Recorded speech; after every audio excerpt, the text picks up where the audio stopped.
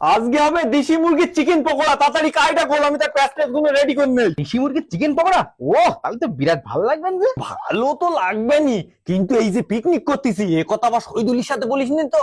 ওজা পানতি মাল, ও আসলি বলে পিকনিক করা মাথায় তুলবেন। ও গো না, ও ভুল কাজ আর করি। এই যে পিকনিক করতেছি এই বিষয়ে টোটালি ওর সাথে কথাই হয়নি। একদম ঠিক কাজ করেছিস। তাড়াতাড়ি কাইটাই গুন গুলি রেডি করে নে, ওদিকে মুরগি কাটাকুটি করতে হবে, তারপর ওর খাবার সময় ডাক পানি। কি ব্যাপার, উস্তাকাররা কোনে গেল তা কি জানি, কোনো তো খোঁজ পাওয়া যাচ্ছে না। দেখি কারখানার দিক আছে কি।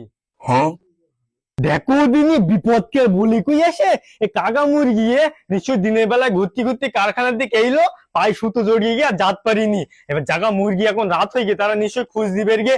এবার যদি এসে দেখে মুরগি কারখানায় রয়েছে তাহলে কি ভাববে যে আমরা সবাই চুরি করে নিয়েছি, এসে জবাই করে খাও বলি। কি একটা বড় বদনাম দেখো দিনে।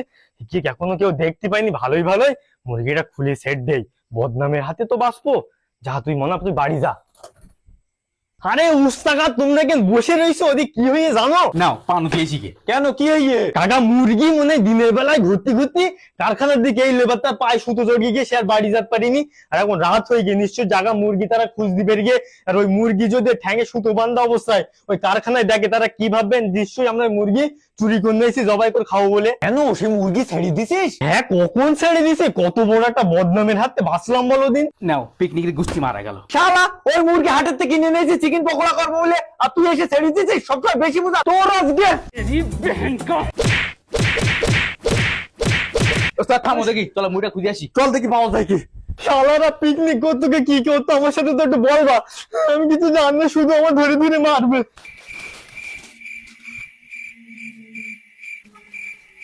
না ওস্তাদ আর মনে হয় পাওয়া যাবে না। আরে যখন পাওয়া যাচ্ছে না তা চিকেন পকোড়া তো আর হলো না, তা চল ওই বেসম রে ওই যে পেজি টেজি করি গিয়ে। এই সব কিছু ওই শালা শহীদুলির জন্য। ঠিক বলেছিস, लेकिन ये साला कर क्या रहा है यहाँ पे? মুডটাই নষ্ট করে দিল। এই তুই ওখানে কি করতি রে?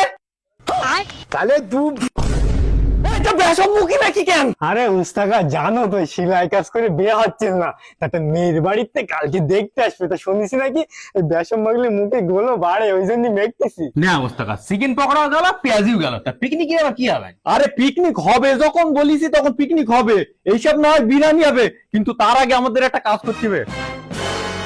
উস্তাকা সেটা আর কোনো ভাবনা করবো না আমি। নে যে কাজ করে দিচ্ছি আর খুলে আসতে হবে না ওর। উস্তাকার আমার নে চলো, আমি কথা দিচ্ছি আমি আর কোনো ঝামেলা করবো না। তুই থাক, খাওয়ার সময় ঠিক খুলে নিয়ে যাবেন আমরা। চল আমরা তার বিরিয়ানি গুলো রান্না করে নেই। দেখ কোনো বাধা ছাড়াই বিরিয়ানি রান্না কমপ্লিট। তার জালটা আস্তে আস্তে দেবে, হিটটা হোক তারে, আর আমরা গিয়ে হাত মুখ ধুয়ে থালা টালা গুলো নিয়ে আসি। ঠিক আছে ওস্তাদ, আর ওই মালটা নেই বলে হয়েছে।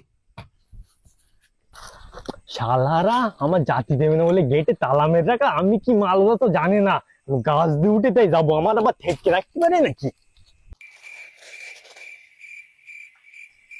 দেখো দিনই এই জন্য আমি যাচ্ছিলাম না, মাথা এমনি গরম হয়। কারো একটা দায়িত্ব বলে জ্ঞান আছে, কিন্তু চুলো জাল জ্বলতে না সেদিক কারো ধ্যান নেই, মনে হয় কনে সনে ঘুরে বেড়াচ্ছে সব। গা দাঁড়ায় কোনো একটা কাজ হবে না। এই আসার কি একটা পোড়া পোড়া গন্ধ করতে জানো? ওস্তাদ আমার তো ভালো মনেরই আমি জাল আসছিলাম। আরে এ তো বিরিয়ানি পোড়া গন্ধ। চল গিয়ে দেখি। এই কি করতে, বন্ধ কর।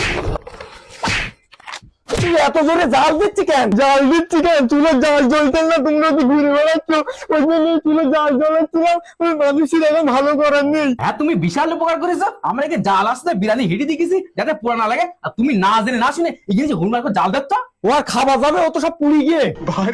আরে মুস্তাকার এই 1-2 সেকেন্ড মধ্যে হই আমি এসে জাল দিচ্ছি, আর একটু অর্ধেক অসুবিধা হয়, আমরা নিজেরাই তো খাবো, ও ঠিক ম্যানেজ করে নেবো। তোমার মাথা ঠান্ডা করে বসে দিন, আমি তোমার খাদিম করে দিচ্ছি। আরে আসলে হলো গিলাসে পানি টানি ঢেল সব। ওই খুব একটা অসুবিধা হয়নি উস্তাকার, ওই দিয়ে দেখি। হ্যাঁ প্রথম তোমারই দিয়ে শুরু করি, খুব একটা অসুবিধা হয়নি। এই দেখো